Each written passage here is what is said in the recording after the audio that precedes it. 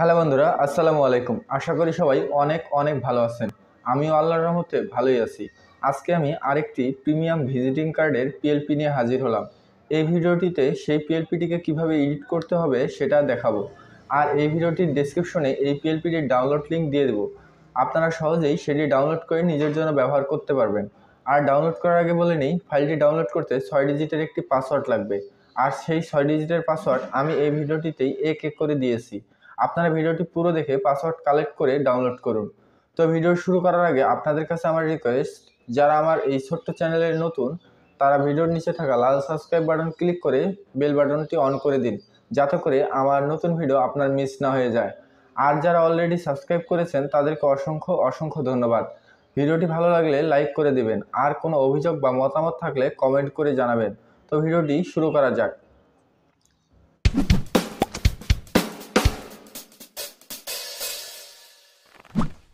তো প্রথমেই স্ক্রিনে যে মকআপটি আপনারা দেখতে পাচ্ছেন, এটিও সেই পিএলপিটির ফ্রন্ট পার্ট এবং এটি হচ্ছে ব্যাক পার্ট। এবং এখানে আমার নাম রয়েছে, এখানে একটি টাইটেল দিয়েছি এবং এখানে আমার কন্ট্যাক্ট ইনফো সহ দিয়েছি। আর এটা হচ্ছে আমার লোগো, আর এটা হচ্ছে একটা ব্যাকগ্রাউন্ড আর কি। আর এটা ব্যাক মানে কার্ডের ব্যাক পার্টটি। তো ব্যাক পার্টের এখানে এটি রয়েছে লোগো, এবং এখানে রয়েছে ওয়েবসাইট নেই, তাই আমি আমার ফেসবুক লিঙ্কটি দিয়ে দিয়েছি। আর সেটা হচ্ছে সেই ব্যাকগ্রাউন্ডই। তো পিএলপিটিকে ওপেন করতে প্রথমেই এই বাটনে ক্লিক করবেন, অথবা এই 3 ডট বাটনে ক্লিক করবেন। করার পরে এখানে লেখা আছে ওপেন প্রজেক্ট। তো আপনাদের ওপেন পিএলপি লেখা থাকতে পারে, তো এখানে ক্লিক করে দেবেন। ক্লিক করার পর উপরে যে পিএলপি আইকনটি দেখতে পাচ্ছেন, এটাতে ক্লিক করবেন। এটাতে ক্লিক করলে একটি ফোল্ডার আপনাকে ওপেন করাবে। তো একটি ফোল্ডার ওপেন করবে, দেখুন যে আমার অটোমেটিকলি stress/simulated/0/download এই ফোল্ডারে আসার পর দেখবেন যে আপনি যদি ডাউনলোড করে থাকেন দুইটি ফাইলই, তাহলে দুটি ফাইলই এখানে শো করবে। তো আপনাদের প্রথমে ফ্রন্ট পার্টটি এডিট করার প্রয়োজন পড়বে। তো ফ্রন্ট পার্টটি এডিট করার জন্য এই যে ক্রিয়েটিভ ভিজিটিং কার্ড .পিএলপি এই ফাইলটির উপরে ক্লিক করে দেবেন এবং এখানে ওপেন অ্যান্ড অ্যাড করে দেবেন। তো একটু ওয়েট করতে হবে। ওয়েট করার পর একটু ওকে বাটনে ক্লিক করে দেবেন। দেওয়ার পরে ব্যাক করে নেবেন। ব্যাক করে নেওয়ার পর এখানে দেখতে পাচ্ছেন যে আমার নামটি রয়েছে এবং এখানে আমার টাইটেলটি রয়েছে, এখানে কন্ট্যাক্ট ইনফো, এবং এটা একটি ব্যাকগ্রাউন্ড, এবং এটা আমার লোগো। তো কিভাবে সব কিছু পরিবর্তন করবেন সেটা আমি দেখিয়ে দিচ্ছি প্রথমে। তো প্রথমে পরিবর্তন করার জন্য প্রথমে নামটি আমি পরিবর্তন করে নিচ্ছি। তো এখানে দেখতে পাচ্ছেন এটি আমার নাম রয়েছে, তারেক আজিজ। তো এটিকে এডিট করার জন্য এখানে ক্লিক করবেন, করার পরে এই এডিট বাটনে ক্লিক করবেন। এডিট বাটনে ক্লিক করে এখানে সম্পূর্ণ এটি ডিলিট করে দিয়ে আপনার নামটি লিখবেন। তো এখানে আমি লিখে দিচ্ছি ইওর নেম।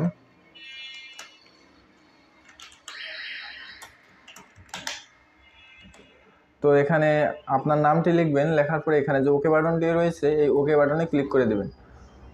ওকে বাটনে ক্লিক করে দেওয়ার পর দেখুন যে এখানে চলে আসছে ইওর নেম। এবং টাইটেলটি যদি পরিবর্তন করতে চান, তো টাইটেলটি পরিবর্তন করতে হলে আপনাকে এই যে এখানে আমি গ্রাফিক্স ডিজাইনার লিখেছিলাম, তো এটা পরিবর্তন করতে হবে। এটাকে সেই সেমভাবে পরিবর্তন করে নিতে পারবেন, সেমভাবে পরিবর্তন করে নেবেন।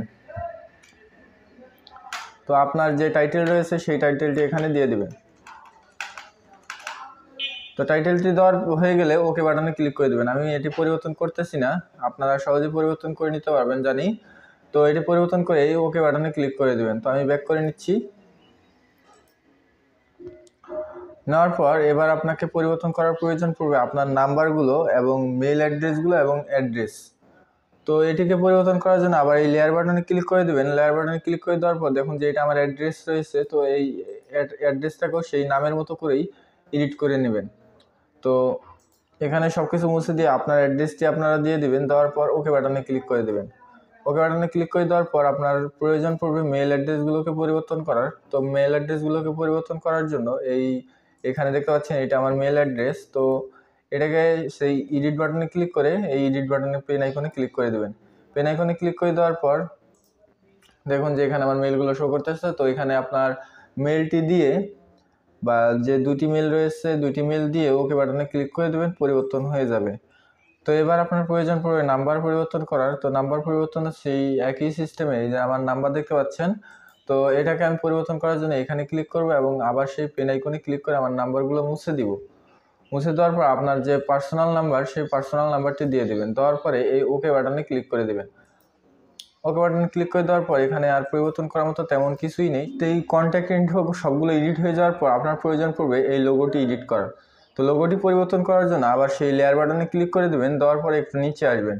একটু নিচে আসার পর দেখতে পারবেন যে এখানে আমার লোগোটি রয়েছে, এই লোগোটিকে একটি ক্লিক করে দেবেন। ক্লিক করলে লোগোটি এরকম সিলেক্ট হয়ে যাবে। সিলেক্ট হয়ে যাওয়ার পর এখানে যে আমার মাউস কার্সরটি রয়েছে এখানে একটা ক্লিক করে দেবেন। এখানে ক্লিক করে দেওয়ার পর দেখবেন যে উপরে একটি রিসিলেক্টের অপশন রয়েছে, এই রিসিলেক্টে ক্লিক করে দেবেন।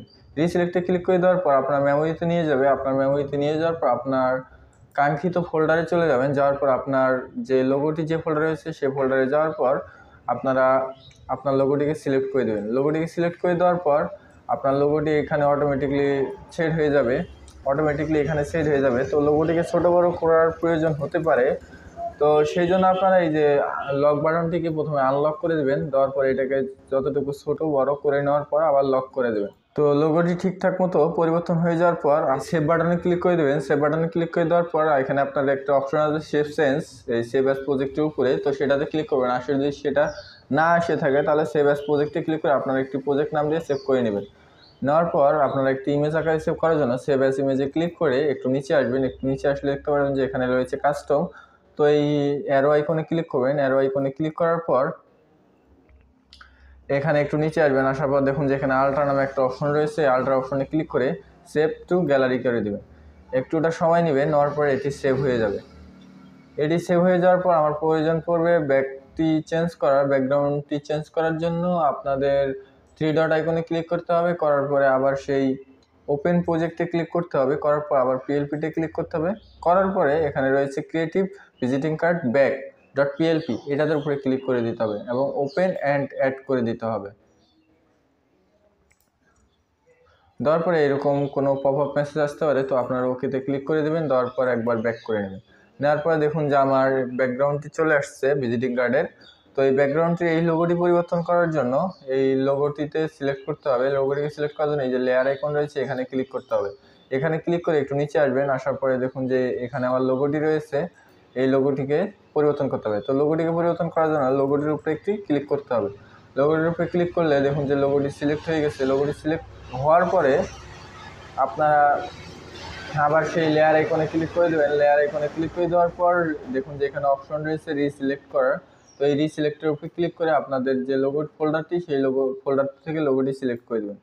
দেওয়ার পরে লোগোটিকে ঠিকঠাক মতো সাইজ করার জন্য এই লক বাটনটিকে আনলক করে দেবেন। দেওয়ার পর এটাকে ছোট এবং বড় আপনাদের সুবিধা মতো আপনারা করে নেবেন। তো এটা সাইজ হয়ে যাওয়ার পর এটাকে আবার লক করে দেবেন। এটাকে লক করার পরে আপনাদের প্রয়োজন পড়বে ওয়েবসাইট লিঙ্ক চেঞ্জ করা। তো ওয়েবসাইট লিঙ্ক চেঞ্জ করার জন্য আপনাদের এই টেক্সটটিকে চেঞ্জ করতে হবে। এই টেক্সটটিকে চেঞ্জ করার জন্য আবার এডিট আইকনে ক্লিক করে পেন আইকনে ক্লিক করে দিয়ে আপনাদের যে ওয়েবসাইট লিঙ্কটি দেওয়ার পর ওকেতে প্রেস করে দেবেন। ওকেতে প্রেস করে দেওয়ার পর এখানে টেক্সটটি এটি চেঞ্জ হয়ে যাবে এবং মোটামুটি কাজ শেষ এবং আপনার কার্ডটি রেডি। তো এবার এটাকে সেভ করার জন্য এই সেভ বাটনে ক্লিক করে সেভ চেঞ্জের উপরে ক্লিক করে দেবেন। তারপর এটা সেভ হয়ে যাবে আপনার প্রজেক্ট হিসাবে। পরবর্তীতে আপনি এটিকে পরিবর্তন করতে পারবেন। তো এটাকে এবার ইমেজ আকারে সেভ করার জন্য সেভ অ্যাজ ইমেজে ক্লিক করে দেবেন। দেওয়ার পরে এখানে একটু নিচে আসবেন, কাস্টম, এটার পাশে যে অ্যারোটি রয়েছে এই অ্যারোটির উপরে ক্লিক করে দেবেন। অ্যারোটির উপরে ক্লিক করে দেওয়ার পর দেখবেন যে আরও বেশ কিছু অপশন, এই অপশনগুলো থেকে আলটাতে ক্লিক করে দেবেন। দেওয়ার পরে এখানে সেভ টু গ্যালারি নামে একটি বাটন রয়েছে, এই সেভ টু গ্যালারি বাটনে ক্লিক করে দেবেন। একটুটা সময় নেওয়ার পর এটি সেভ হয়ে যাবে। তো বন্ধুরা আজকে এই পর্যন্তই। ভিডিওটি ভালো লাগলে লাইক করে দিতে ভুলবেন না। আর যদি কোনো মতামত বা কোনো বিষয়ে জানার থাকে তাহলে অবশ্যই কমেন্ট করবেন, অথবা এই ভিডিওর ডেসক্রিপশনে থাকা আমার ফেসবুকের লিঙ্কে গিয়ে সরাসরি ইনবক্স করবেন। তো এরকম আরও ভালো ভালো ভিডিও পাওয়ার জন্য অবশ্যই চ্যানেলটিকে সাবস্ক্রাইব করবেন আর আমাকে সাপোর্ট করবেন। আমাকে সাপোর্ট করলে আমি আরও নতুন ভিডিও বানানোর জন্য উৎসাহ পাই। তো কথা হবে পরবর্তী ভিডিওতে। সেই পর্যন্ত ভালো থাকুন, সুস্থ থাকুন। আল্লাহ হাফেজ।